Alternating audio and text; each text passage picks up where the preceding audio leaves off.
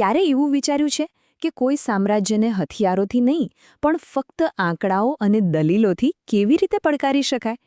આજે આપણે એક એવા માણસની વાત કરવાના છીએ જેમણે બ્રિટિશ રાજના પાયાને પોતાની બુદ્ધિથી હચમચાવી દીધા હતા. ચાલો આ રસપ્રદ વાર્તામાં વધુ ઊંડા ઉતરીએ. આ શબ્દો ગોપાલકૃષ્ણ ગોખલેના છે. પણ સવાલ એ છે કે કોઈ એક વ્યક્તિને આટલું મોટું સન્માન કેવી રીતે મળી શકે? એમણે એવું તો શું કર્યું હતું કે એમના માટે આવા શબ્દો વપરાયા? એમનું જીવન આટલું અસાધારણ કેમ હતું? તો આ આખી વાત શરૂ ક્યાંથી થાય છે? એ શરૂ થાય છે ગુજરાતના નવસારીથી, જ્યાં દાદાભાઈનો જન્મ એક સામાન્ય ગરીબ પારસી પૂજારીના ઘરમાં થયો હતો. એમની શરૂઆત ખૂબ જ સાધારણ હતી. વિચારો, માત્ર 4 જ વર્ષના હતા ત્યારે એમના પિતાનું અવસાન થયું. એમની માતાએ એકલા હાથે એમને મોટા કર્યા અને પ્રમાણિકતાના પાઠ ભણાવ્યા. ભણવામાં એટલા હોશિયાર હતા કે એમના એક પ્રોફેસરે એમને ભારતની આશા કહ્યા હતા. અને જુઓ, ફક્ત 25 વર્ષની ઉંમરે તો એ પ્રોફેસર બની ગયા. એ સમયે કોઈ ભારતીય માટે આ એક અકલ્પનીય સિદ્ધિ હતી. 1855માં દાદાભાઈ વ્યાપારના કામે લંડન પહોંચ્યા, પણ ત્યાં જઈને એમને બહુ જ જલ્દી સમજાઈ ગયું કે એમનું અસલી કામ તો કંઈક બીજું જ છે. એમને ખ્યાલ આવ્યો કે અહીંના લોકોને તો ખબર જ નથી કે ભારતમાં ખરેખર શું ચાલી રહ્યું છે.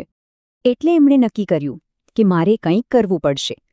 એમણે એક એવી સંસ્થા બનાવી જેનો એક જ હેતુ હતો: બ્રિટનના સામાન્ય લોકોને અને ત્યાંના નેતાઓને ભારતની સાચી હકીકત બતાવવી. જે સત્તાવાર રીતે કહેવામાં આવતું હતું એના કરતાં વાસ્તવિકતા સાવ જુદી હતી. અને હવે આપણે વાત કરીશું એમના સૌથી મોટા અને સૌથી શક્તિશાળી યોગદાનની.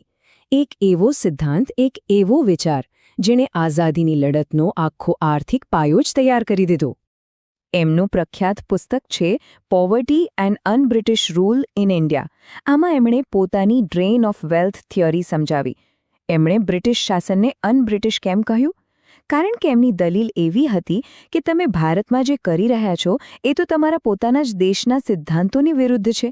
એક રીતે એ બ્રિટિશરોને જ અરીસો બતાવી રહ્યા હતા. એમણે બ્રિટિશરોના જ આંકડાઓનો ઉપયોગ કરીને સાબિત કર્યું કે આ લૂંટ કેવી રીતે ચાલી રહી હતી. વિચારો, અહીંથી સસ્તો કાચો માલ લઈ જવાનો, ત્યાં એમાંથી મોંઘી વસ્તુઓ બનાવવાની અને એ જ વસ્તુઓ પાછી અહીં આવીને આપણને જ વેચવાની.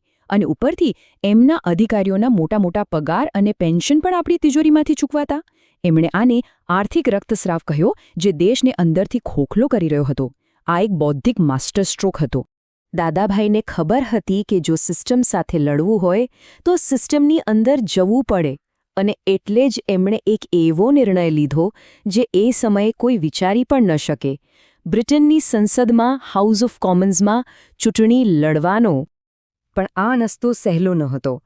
એમને કેવા ભયંકર વંશીય ભેદભાવનો સામનો કરવો પડ્યો એનો અંદાજો તમને આ વાત પરથી આવશે. આ શબ્દો કોઈ આમ તેમ માણસના નથી, આ ખુદ બ્રિટનના વડાપ્રધાને કહેલું. હવે આવા વિરોધ પછી શું કોઈ ભારતીય જીતી શકે? અને છતાં બધાને ખોટા પાડીને તેઓ જીત્યા. પણ ખબર છે કેટલા મતોથી?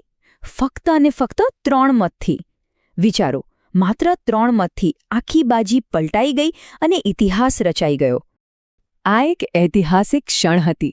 દાદાભાઈ બ્રિટિશ સંસદના પહેલા ભારતીય સભ્ય બન્યા. અને મજાની વાત તો એ છે કે એમણે શપથ બાઇબલ પર નહીં પણ પોતાના પારસી ધર્મના પવિત્ર ગ્રંથ અવેસ્તા પર લીધા હતા. હવે ભારતનો અવાજ સીધો સામ્રાજ્યના કેન્દ્રમાં ગુંજવાનો હતો. પણ લંડનમાં જીત મેળવ્યા પછી ભારતમાં એમની ભૂમિકા વધુ મોટી અને મહત્વની બની ગઈ. અહીં તેઓ ખાલી એક નેતા નહોતા, એ તો નેતાઓના પણ નેતા, એક સાચા માર્ગદર્શક હતા. એમને ચળવળના પિતામહ કે ગ્રેન્ડ ઓલ્ડ મેન કેમ કહેવામાં આવતા એ આના પરથી સમજાશે. કોંગ્રેસના સ્થાપકોમાંના એક હતા. અને એક નહીં, 2 નહીં, પણ 3 વાર કોંગ્રેસના પ્રમુખ બન્યા. ગાંધીજી જેવા નેતાઓ પણ એમને ગુરુ માનતા. વર્ષ હતું 1906. કલકત્તાનું અધિવેશન. કોંગ્રેસ તૂટવાની અણી પર હતી.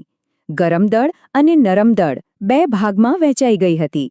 ત્યારે બધાને એક જ નામ યાદ આવ્યું જે આ તૂટતી કોંગ્રેસને જોડી શકે: 81 વર્ષના દાદાભાઈ નવરોજી. એમને ખાસ ઇંગ્લેન્ડથી પાછા બોલાવવામાં આવ્યા. અને એ મંચ પરથી 81 વર્ષના એ વડીલે એ શબ્દ કહ્યો જેણે આઝાદીની લડતને એક નવી અને સ્પષ્ટ દિશા આપી દીધી. એમણે કહ્યું, અમને કોઈ ભીખ નથી જોઈતી, અમને અમારો હક જોઈએ છે, અમને ન્યાય જોઈએ છે. એક શબ્દમાં કહીએ તો સ્વરાજ. આ પહેલીવાર હતું જ્યારે કોંગ્રેસના મંચ પરથી સ્વરાજને સત્તાવાર લક્ષ્ય જાહેર કરાયું. તો આટલા વર્ષો પછી પણ આપણે દાદાભાઈ નવરોજીને કેમ યાદ કરીએ છીએ? એમનો વારસો શું છે?